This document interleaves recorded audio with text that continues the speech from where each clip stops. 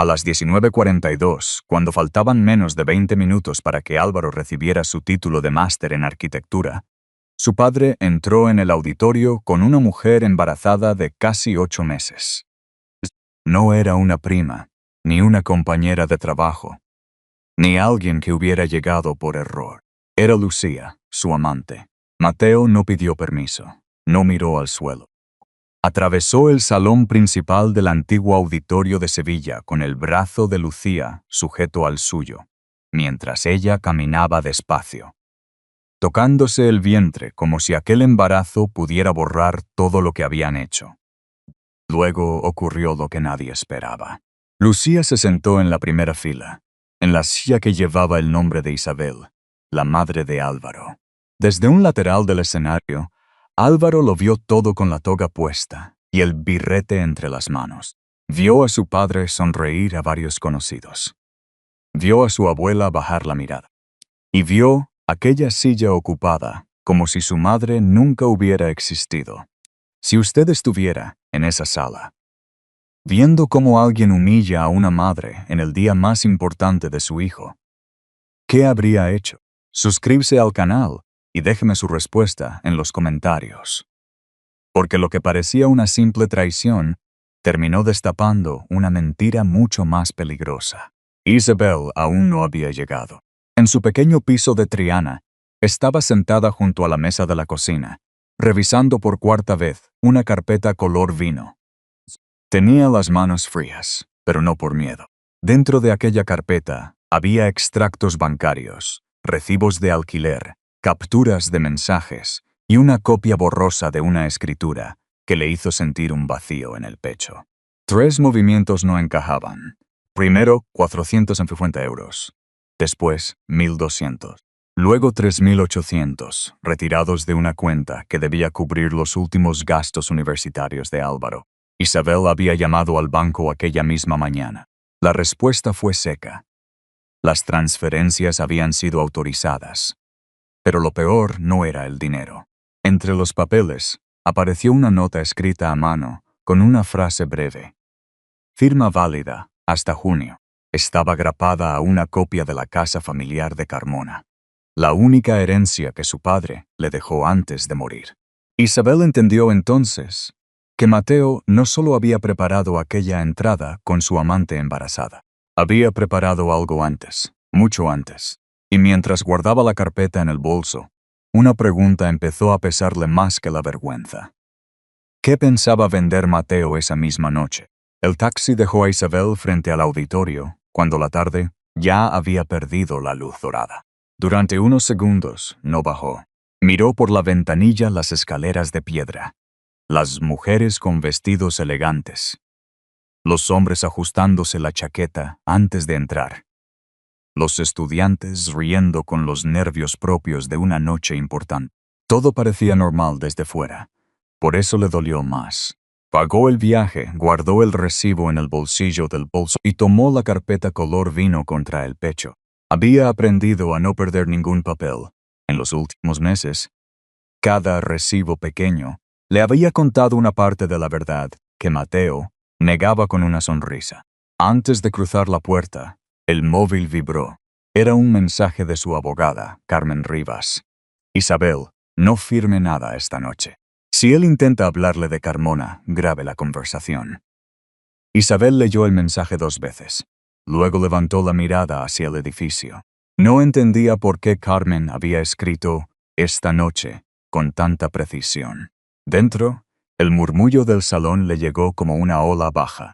Isabel avanzó por el pasillo lateral, pero se detuvo al escuchar 2 voces cerca de los aseos.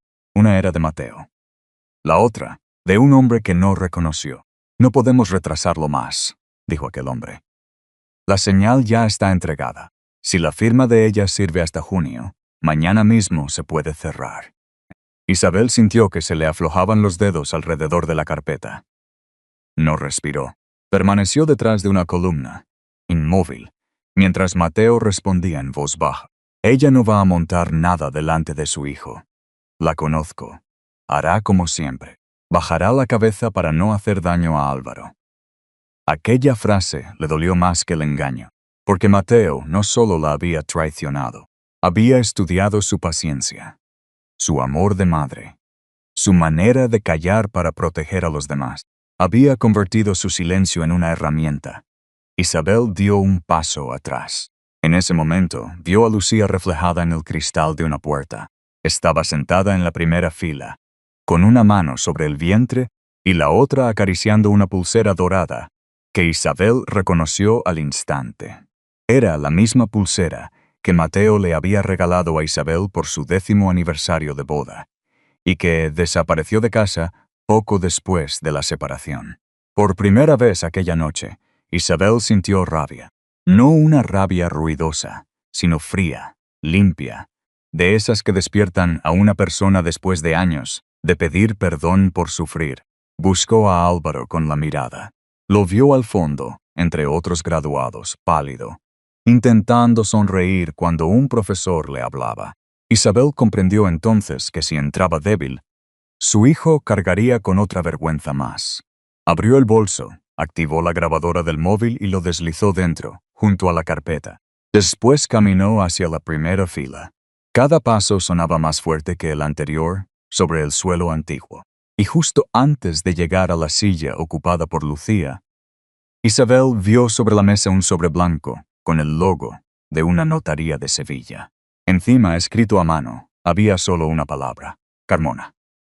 Isabel no tocó el sobre. Solo lo miró unos segundos, lo suficiente para sentir que aquella palabra, Carmona, le pesaba más que toda la carpeta que llevaba contra el pecho. En ese instante, el auditorio pareció quedarse lejos. Las luces, las voces, el roce de los vestidos, incluso la música suave de fondo, todo se apagó dentro de ella. Recordó la primera vez que Mateo entró en aquella casa. Fue un domingo de primavera, muchos años atrás. Su padre aún vivía y había preparado café en una cafetera italiana vieja, de esas que dejan olor en toda la cocina.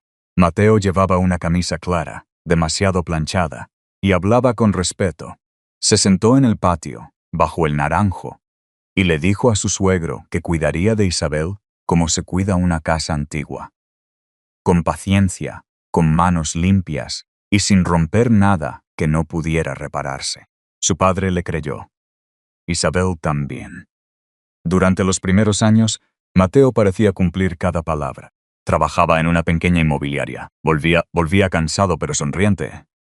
Y los domingos llevaba a Álvaro a correr por el parque de María Luisa.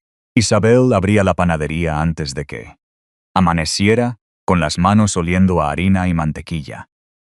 Y aún así encontraba tiempo para preparar la comida, revisar los deberes del niño y escuchar los planes de su marido. Luego llegaron los cambios pequeños, esos que una mujer nota antes de poder explicarlos. Mateo empezó a recibir llamadas en el balcón. Dejaba el móvil boca abajo sobre la mesa. Compró una colonia nueva, más fuerte, que no usaba para estar en casa. Decía que tenía visitas a clientes en Cádiz, reuniones en Málaga, cenas de trabajo que terminaban demasiado tarde. Cuando Isabel preguntaba, él sonreía con cansancio y le decía que ella no entendía el mundo en el que él se estaba moviendo. A veces añadía una frase más cruel: «Tú sigues pensando como si viviéramos encima de una panadería». Isabel se acostumbró a callar, no porque no viera nada, sino porque Álvaro estudiaba para sus exámenes, porque había facturas que pagar, porque una discusión a medianoche deja marcas en las paredes y también en los hijos. Cada silencio suyo fue una forma de proteger la casa. Mateo, en cambio, empezó a usar esos silencios como permiso. La tarde en que encontró el sobre de la clínica privada fue distinta. Estaba limpiando el coche de Mateo antes de que él viajara a Córdoba. Bajo el asiento del copiloto apareció una ecografía doblada, con el nombre de Lucía Serrano, y una fecha escrita en azul. Isabel no lloró al principio. Se quedó sentada dentro del coche, con las llaves en la mano, escuchando el ruido de la calle como si viniera de otra vida. Cuando lo enfrentó, Mateo no negó nada. Tampoco pidió perdón. Solo dijo que estaba cansado de sentirse invisible y que Lucía le devolvía la ilusión. Isabel recordó haber mirado sus propias manos, agrietadas por años de trabajo, y entender que para él todo lo que ella había sostenido ya no valía. Ahora, frente a aquel sobre de notaría, comprendía algo peor. Mateo no había cambiado de golpe.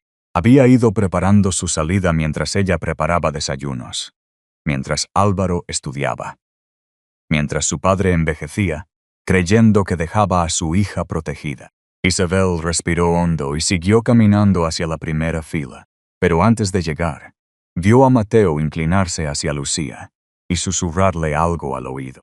Lucía dejó de sonreír al instante y apretó con fuerza la pulsera dorada. Isabel no alcanzó a oír la frase completa. Solo escuchó dos palabras: esta noche. Esta noche. Esas dos palabras quedaron suspendidas en la cabeza de Isabel, mientras el presentador anunciaba que la ceremonia iba a comenzar en pocos minutos. No se movió enseguida. Se quedó junto al pasillo, con la carpeta apretada contra el pecho, mirando cómo Mateo volvía a colocarse la chaqueta y sonreía a un hombre de traje azul que acababa de sentarse 2 filas detrás. Isabel reconoció a ese hombre después de unos segundos. Era Tomás Beltrán, el notario cuya oficina aparecía en el sobre blanco. Lo había visto una vez, años atrás, cuando su padre firmó unos papeles para dejar la casa de Carmona a nombre de ella. En aquel entonces Tomás había sido amable, casi solemne. Ahora evitaba mirarla. Aquello le confirmó que no era una sospecha. Había una operación preparada. Isabel respiró despacio y se sentó en una silla libre al final de la primera fila, sin pedir permiso. Lucía la miró de reojo, sorprendida de que no reclamara la silla con su nombre. Mateo, en cambio, entendió algo más. Sus ojos bajaron de inmediato hasta la carpeta color vino. El presentador pidió silencio. Los estudiantes comenzaron a entrar por el lateral del escenario. Álvaro apareció entre ellos, pálido, intentando mantener la espalda recta. Cuando vio a su madre, los ojos se le humedecieron. Isabel no sonrió. Solo llevó una mano al corazón y asintió apenas, como diciéndole que siguiera. Pero Mateo no podía esperar. Se inclinó hacia ella mientras todos miraban al escenario. Isabel, dame 5 minutos después del acto. Es por Álvaro, susurró. Ella no giró la cabeza. ¿Por Álvaro o por Carmona?, respondió en voz baja. Mateo se quedó quieto. Fue un silencio mínimo, pero suficiente. Isabel lo sintió como una confesión. Él intentó recuperar el control. Le dijo que había una deuda urgente, que si no firmaban esa noche se perdería una oportunidad, que la casa estaba vacía y solo generaba gastos. Hablaba con el tono de quien ya había ensayado cada frase frente a un espejo. Isabel escuchó sin interrumpir. Dentro del bolso, el móvil seguía grabando. Entonces Mateo añadió algo que le heló la sangre. Tu padre habría querido que ayudaras a tu hijo. Isabel cerró los dedos sobre la carpeta. Usar el nombre de su padre, en aquella sala, junto a aquella mujer embarazada, mientras intentaba vender la casa que él le había dejado, fue la última crueldad que necesitaba escuchar para entenderlo todo. Sacó lentamente un papel de la carpeta. No era la escritura. Era un extracto bancario marcado con 3 círculos rojos. En el margen había fechas, cantidades y un nombre repetido: Lucía Serrano. Mateo vio el documento y perdió color. Antes de que pudiera quitárselo, Álvaro se detuvo en mitad del pasillo de graduados. Había visto la cara de su padre. También había visto la mano de su madre temblar por primera vez. Y en ese instante, desde la fila de atrás, el notario Tomás Beltrán se levantó con el sobre blanco en la mano.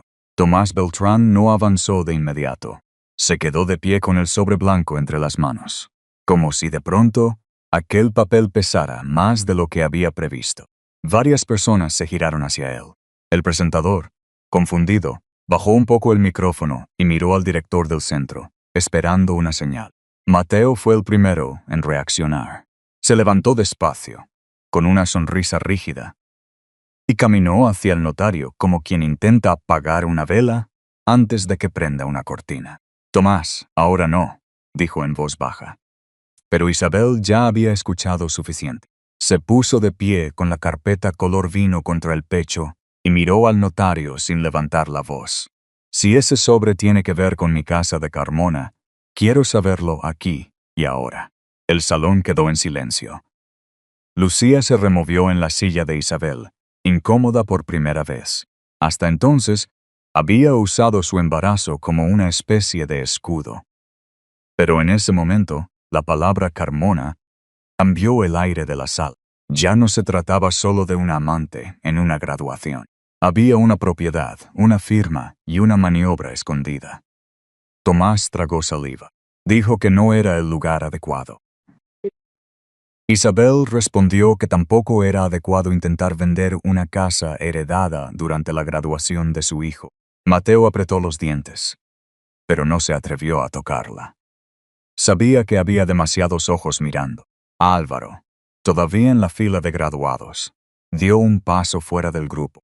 Un profesor intentó detenerlo con un gesto amable, pero él negó con la cabeza. No dijo nada. Solo caminó hasta colocarse a unos metros de su madre. En su rostro ya no había solo vergüenza. Había una necesidad dolorosa de entender. Isabel abrió la carpeta. Primero sacó el extracto bancario con los 3 círculos rojos. Lo colocó sobre la mesa de la primera fila, justo al lado del sobre blanco. Luego sacó una copia de los recibos del piso de Nervión. En todos aparecía el mismo patrón. Pagos hechos desde una cuenta que ella creía reservada para los últimos gastos universitarios de Álvaro. Lucía bajó la vista cuando vio su nombre impreso en una de las hojas. Mateo intentó hablar de préstamos, de urgencias, de problemas de liquidez. Su voz seguía siendo controlada, pero las palabras ya no encajaban entre sí. Isabel lo miró con una calma que a él le resultó desconocida. No usaste nuestro dinero para salvar a la familia. Lo usaste para mantener una mentira. Esa frase no fue dicha con rabia. Fue dicha como se cierra una puerta después de haber esperado demasiado tiempo. Álvaro tomó uno de los papeles. Leyó la cantidad de 3.800 euros. Después leyó la dirección del piso en Nervión. Levantó los ojos hacia su padre. ¿Mi proyecto final se pagó tarde por esto? Mateo abrió la boca, pero no salió respuesta. Ese silencio golpeó más fuerte que una confesión. En la primera fila, la madre de Mateo, doña Rosario, se tapó la boca con un pañuelo. Había oído rumores, había visto cambios. Había preferido callar por miedo a romper la imagen de su familia. Ahora esa imagen se rompía sola, delante de todos. Entonces Lucía hizo lo único que pudo. Se llevó ambas manos al vientre y empezó a llorar. Dijo que Isabel estaba siendo cruel, que no tenía derecho a humillarla estando embarazada. Algunas personas bajaron la mirada, incómodas. Isabel no se acercó a ella. Tampoco la insultó. Solo recogió una hoja más de la carpeta y la sostuvo en alto el tiempo justo para que Mateo la reconociera. Era una copia de una conversación impresa. En la parte superior aparecía el nombre de Lucía, y debajo, el de un hombre llamado Diego. Mateo dejó de mirar a Isabel. Sus ojos se quedaron fijos en aquella hoja. Por primera vez aquella noche, el miedo cambió de dueño. Isabel no leyó la conversación en voz alta enseguida. Dejó que el silencio hiciera su trabajo. Mateo seguía mirando la hoja, como si aquellas líneas hubieran cambiado el suelo bajo sus pies. Lucía. En cambio, se puso de pie con dificultad, una mano en el vientre y la otra apoyada en el respaldo de la silla que no le pertenecía. Eso es privado, dijo ella, con la voz quebrada. Isabel la miró sin dureza. Había esperado sentir odio al tenerla delante, pero lo que sintió fue algo más cansado, más triste. Lucía no parecía una vencedora en ese momento.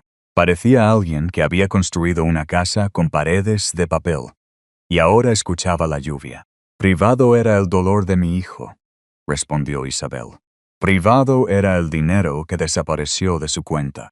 Privada era la casa de mi padre, hasta que intentasteis usarla para pagar una vida que nadie aquí conocía. El director del centro se acercó con cuidado. Dijo que quizá era mejor continuar aquello fuera del salón. Por respeto a los graduados. Isabel asintió apenas, pero Álvaro dio un paso hacia adelante. Yo también soy parte de esto, dijo.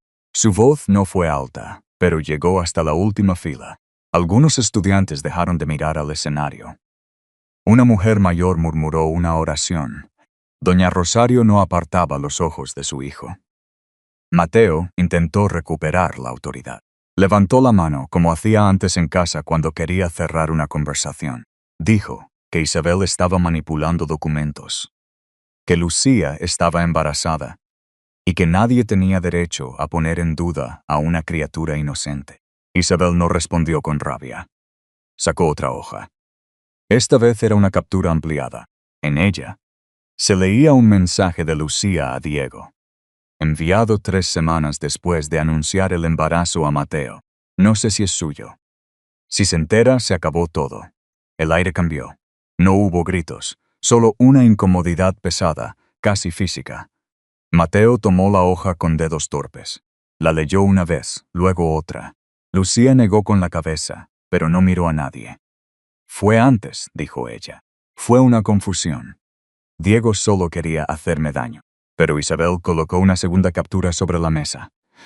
Allí, Diego respondía: No me metas en tus planes con el de la inmobiliaria. Tú sabes las fechas igual que yo. Mateo se giró hacia Lucía. Por primera vez, desde que había entrado al auditorio, no parecía orgulloso ni seguro. Parecía un hombre que acababa de descubrir que también había sido utilizado. Lucía empezó a llorar más fuerte. Dijo que todos la estaban atacando, que nadie entendía lo que era estar sola, embarazada y sin apoyo. Algunas personas se revolvieron en sus asientos. Era difícil ver llorar a una mujer embarazada sin sentir algo de compasión. Isabel lo sabía, por eso eligió sus palabras con mucho cuidado. Nadie está acusando a ese niño, dijo.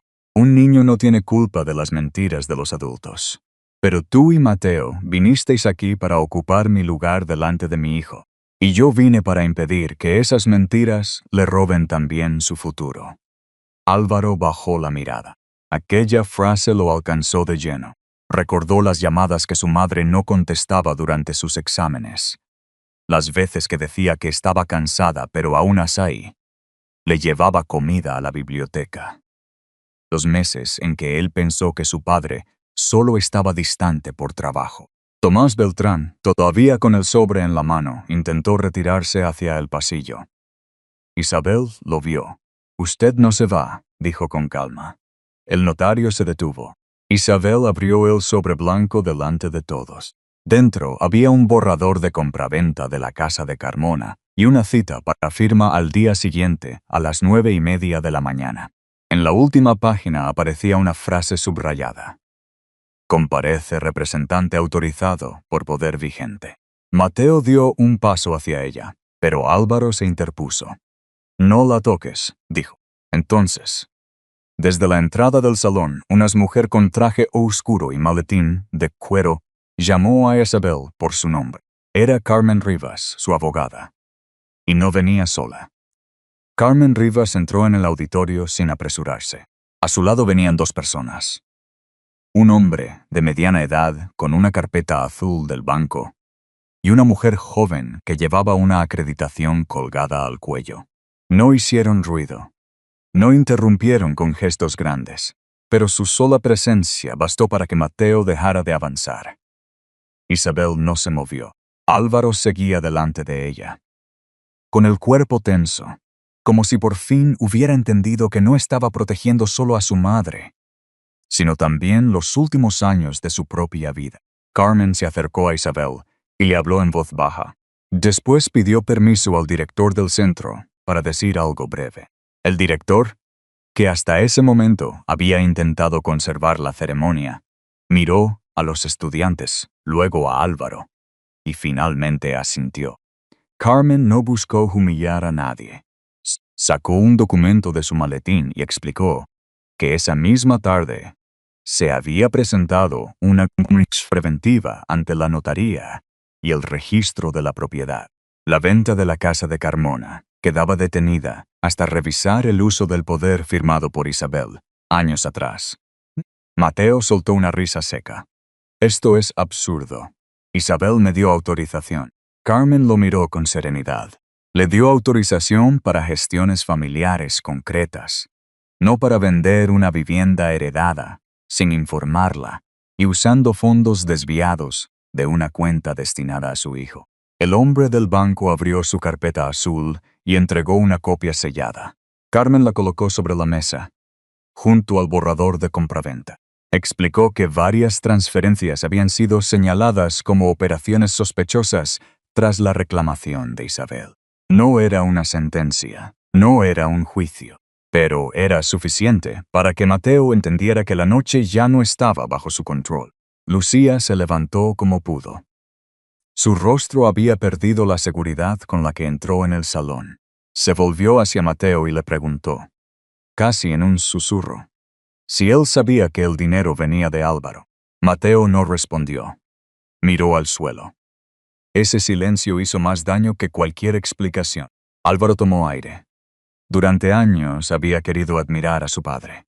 Había defendido sus ausencias, sus retrasos, sus promesas a medias. Había imaginado que detrás de tanta distancia había trabajo, cansancio, opresión. Ahora veía que muchas de esas ausencias tenían una dirección, un piso en Nervión, recibos pagados y una mentira sostenida con el esfuerzo de su madre. Se acercó a la mesa y dejó allí el birrete que llevaba en la mano. Hoy yo venía a recibir un título, dijo. No venía a descubrir cuánto costaba cada mentira de mi padre. Nadie aplaudió. Nadie se atrevió a moverse. Las palabras de Álvaro no fueron teatrales. Precisamente por eso dolieron más. Mateo levantó la cara, herido en su orgullo. Cuidado con lo que dices. Todavía puedo ayudarte o cerrarte muchas puertas en Sevilla. Isabel dio un paso, pero Álvaro levantó la mano con suavidad para detenerla. No quería que su madre volviera a ponerse delante de él para recibir un golpe que ya no le correspondía. Las puertas que se abren con miedo no son para mí, respondió. Doña Rosario empezó a llorar en silencio. No era un llanto ruidoso. Era el llanto de una madre que veía a su hijo quedarse solo por sus propias decisiones.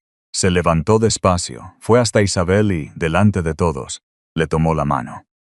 Perdóname, dijo. Me callé demasiado. Isabel no respondió enseguida. Miró aquella mano anciana sobre la suya y sintió que la rabia empezaba a mezclarse con algo más cansado. Algo que no era perdón todavía. Pero tampoco odio. Solo apretó los dedos de Rosario una vez. Lucía, al ver que nadie corría a sostener su versión, recogió su bolso. La pulsera dorada resbaló de su muñeca y cayó al suelo con un sonido pequeño, casi ridículo. Nadie se agachó a recogerla. Ella miró a Mateo, esperando que él dijera algo. Pero Mateo seguía mirando los papeles. Carmen guardó una copia del borrador y advirtió a Tomás Beltrán que cualquier actuación posterior quedaría registrada. El notario, pálido, asintió sin discutir. Entonces el director se acercó a Álvaro. Le preguntó si quería suspender su participación en la ceremonia o continuar. Álvaro miró a su madre. Isabel tenía los ojos llenos de lágrimas, pero no bajó la cabeza.